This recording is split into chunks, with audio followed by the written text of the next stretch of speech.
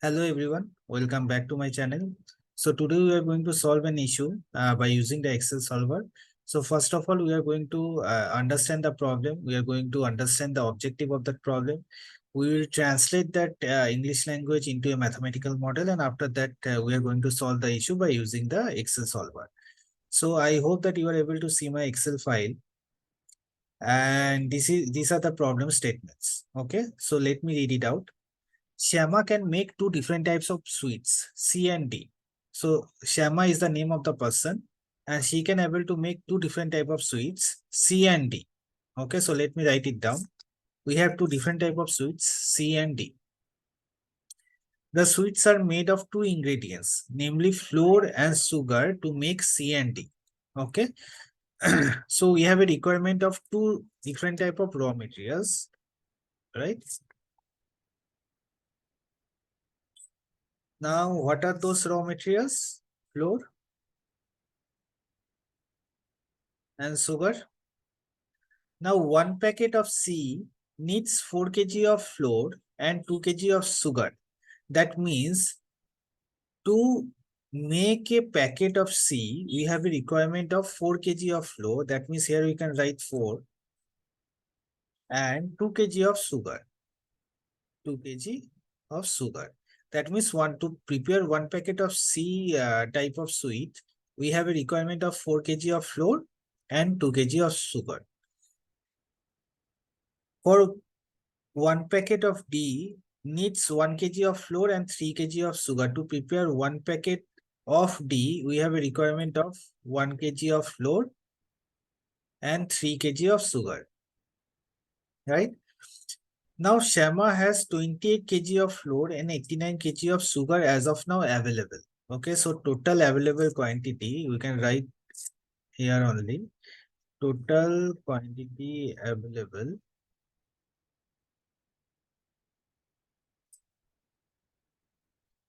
Total quantity available. For flour, we have a total quantity available 28 kg, right? And for sugar, we have 89 kg of sugar available as of now. 89 kg. Okay. Now, these sweets are sold at 5,000 rupees and 1,000 rupees per packet respectively. That means we can say selling price per packet. What is the selling price per packet for C? It's 5,000 rupees. And for D, is 1,000 rupees. Now we need to decide how much type of C and D sweets to produce to maximize the revenue. So what we need to find out? What is our objective? The objective is to max the revenue based on this problem statement.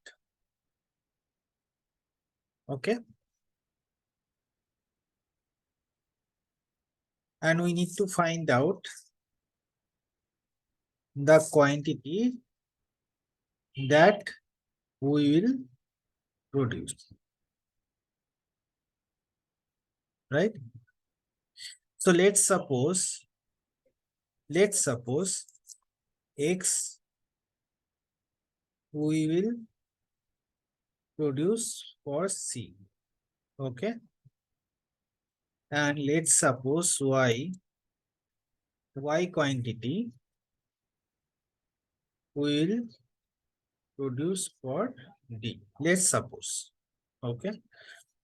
So what will be our decision variables to find out the quantity of C and D? This we are going to find it out. Okay. So if I translate this English language into a mathematical model, then we can say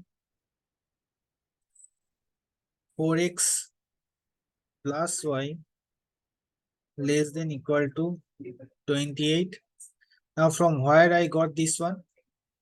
Look, see, to prepare one packet of C, we have a requirement of 4 kg of flour. And to prepare one packet of D, we have a requirement of what? 1 kg of flour. And what is the total available quantity of flour as of now? 28 kg. So we can say 4x. X is what? The quantity that we are going to produce for C. Okay.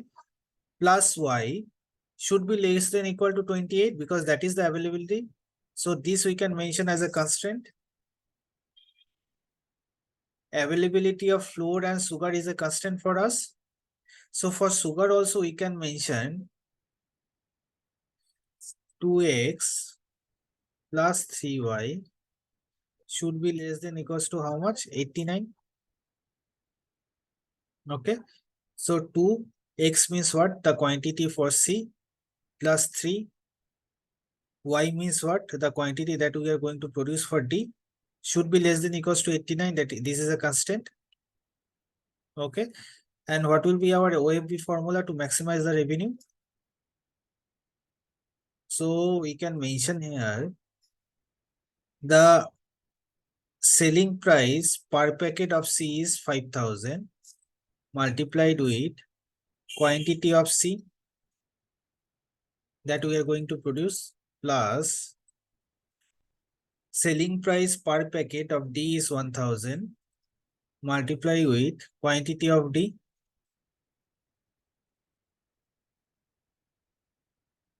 So this will be our OFB formula.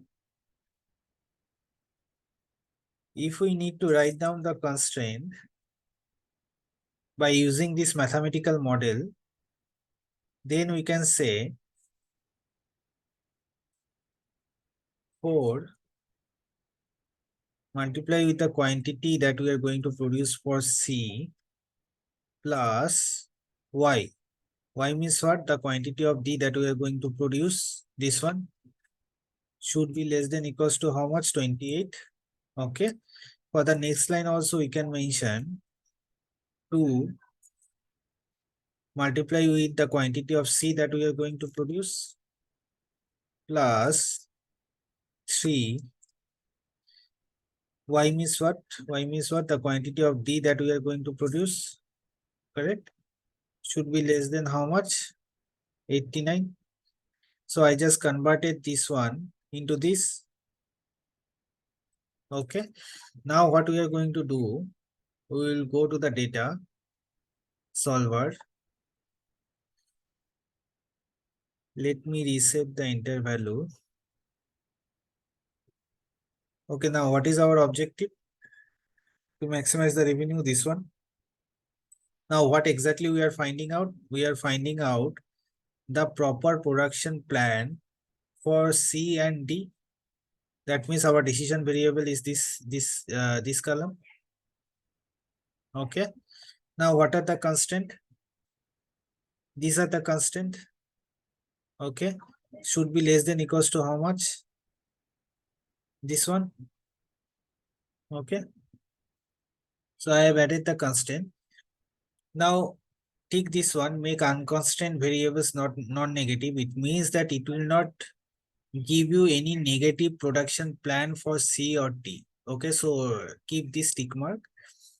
And as this is a linear problem, we are going to use the same algorithm that we used previously in our previous session. So here also we are going to use the simplex LP.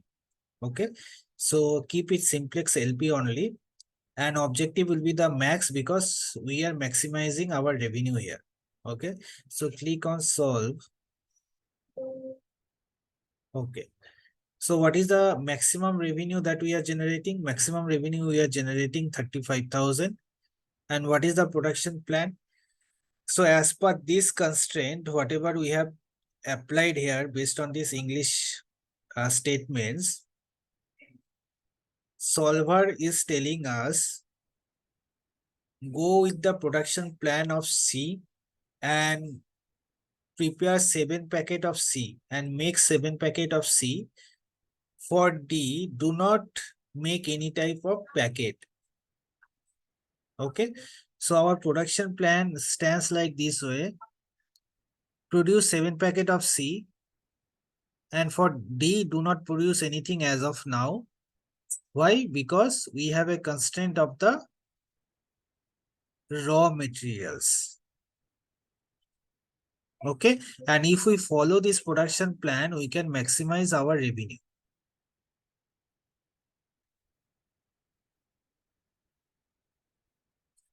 So this problem we have already solved using the Excel solver. You can just twist the data. You can add some more constraint into this and try to solve the issue by using the Excel solver. In case if you face any type of issue, let me know. I am going to help you out. In the next session, definitely we are going to go through a lot more problematic areas.